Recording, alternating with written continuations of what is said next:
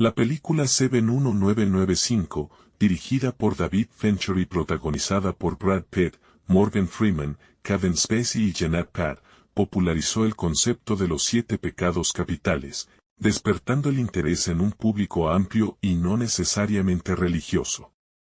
Aunque no se encuentran enumerados explícitamente en la Biblia, los 7 pecados capitales tienen un trasfondo histórico y teológico profundo en la tradición cristiana.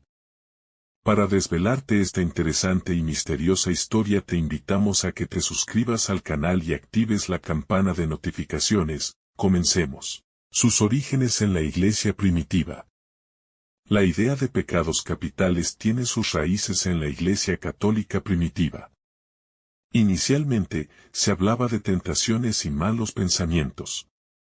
Fue el Papa Gregorio Magno, en la última década del siglo VI, quien estableció la lista de los 7 pecados capitales tal y como la conocemos hoy. Gregorio Magno, uno de los pontífices más influyentes de la temprana Edad Media, jugó un papel crucial en la formación del poder eclesiástico como una entidad separada del poder político.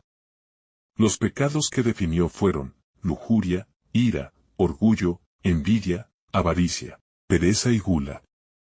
Influencia de los padres de la Iglesia. A lo largo de los siglos, otros teólogos importantes como Tomás de Aquino profundizaron en la doctrina católica sobre los pecados capitales. Aquino, en el siglo XIII, dedicó buena parte de su obra a examinar estos pecados, reforzando y expandiendo el trabajo de Gregorio Magno.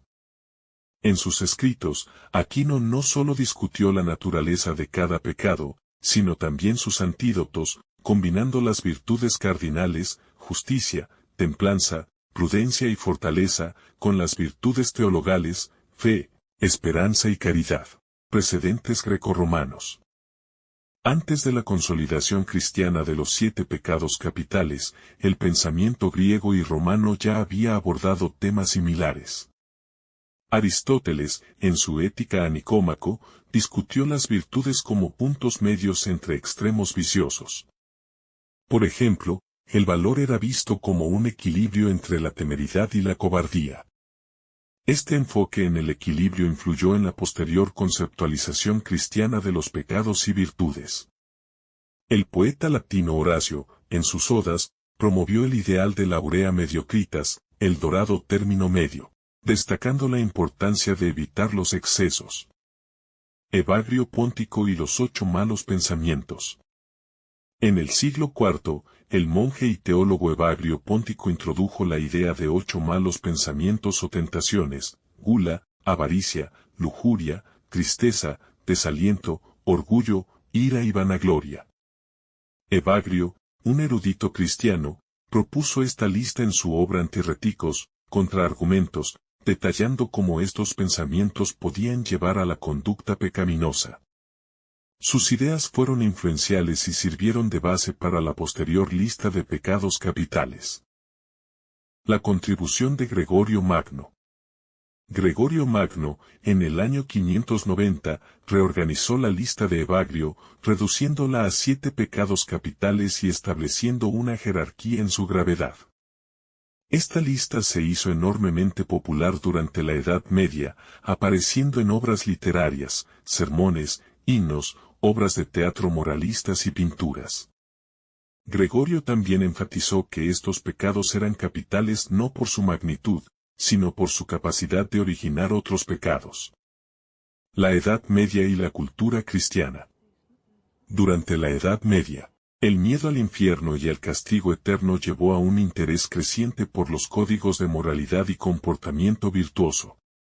La Iglesia Católica utilizó el concepto de los pecados capitales para exhortar a la gente a evitar las inclinaciones pecaminosas, promoviendo en su lugar las virtudes celestiales y las obras de misericordia. Las 7 virtudes celestiales, justicia, templanza, prudencia, fortaleza, fe, esperanza y caridad, y las 7 obras de misericordia, alimentar al hambriento, dar de beber al sediento, vestir al desnudo, albergar a los desamparados, visitar a los enfermos, liberar a los cautivos y enterrar a los muertos, se presentaron como los antídotos a los pecados capitales. La doctrina en la Edad Moderna. En el siglo XIII, Tomás de Aquino consolidó la doctrina de los 7 pecados capitales en su Summa Theologiae y en De Malo, sobre el mal. Aquino discutió cada pecado en detalle, analizando sus causas y efectos, y proponiendo métodos para combatirlos a través de las virtudes. Esta doctrina influyó profundamente en la enseñanza moral y ética de la Iglesia Católica. Interpretaciones artísticas y literarias. El tema de los 7 pecados capitales también se reflejó en el arte y la literatura. Dante Alighieri, en su Divina Comedia, describió 9 círculos del infierno, cada uno asociado con diferentes pecados, incluidos los 7 capitales más la traición y la violencia.